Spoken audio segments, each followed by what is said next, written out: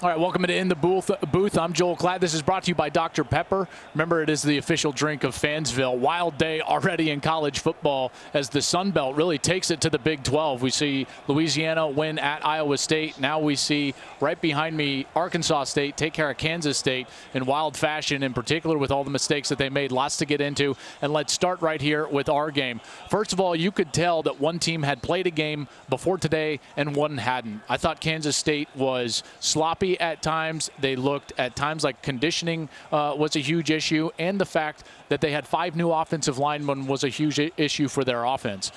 They were unable to do what they want to do. Their identity is running the football. They were unable to do that very well. In fact, they only averaged 2.3 yards per carry on the ground. And while they did find a running back that they really like, in particular on the outside, and Deuce Vaughn, the true freshman, this is not the style of game that Kansas State is going to want to lean on as they head into Big 12 play. So a disappointing game for them, certainly, in particular after a long offseason in which they were really excited to get back onto the field and have a chance to compete, which is not the same as everyone else around the country.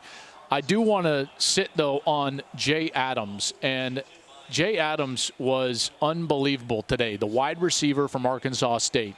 He's big, he's physical, and he made contested catch after contested catch.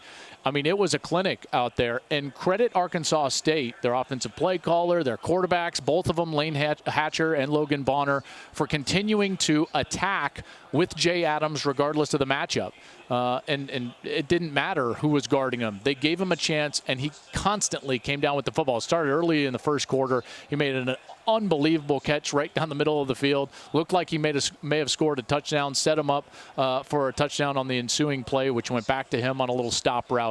I just loved everything about his game, in particular for what his coach said and showed up every time he got a chance, which is that he loves to compete. It certainly looked like that because when the ball was in the air, he fought for it every single time. This is a guy that certainly made a name for himself, and he was trying to and needed a big year, certainly for his future, looking towards maybe the NFL. Because, like I mentioned, with Kirk Merritt and Omar Bayless leaving, who were terrific receivers and got the bulk of the production for Arkansas State last year, they needed someone to step up. They were looking at Jay Adams to be that guy, and he certainly did. This was a huge moment for him.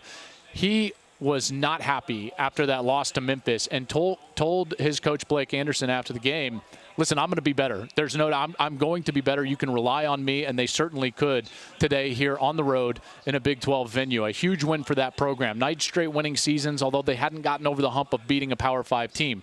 These are monumental wins for programs like Arkansas State, for coaches like Blake Anderson to come in and do what they were able to do to a Kansas State team that looked to have some momentum in the second year for Chris Klieman. So good on Arkansas State and Blake Anderson, and good on Jay Adams. A star was born here in Manhattan, Kansas. It just wasn't a Wildcat. It was a Red Wolf, and his name was Jay Adams. For the best access, perspective, and personalities in all of sports, follow us at Fox Sports on Twitter, Facebook, Instagram, and YouTube.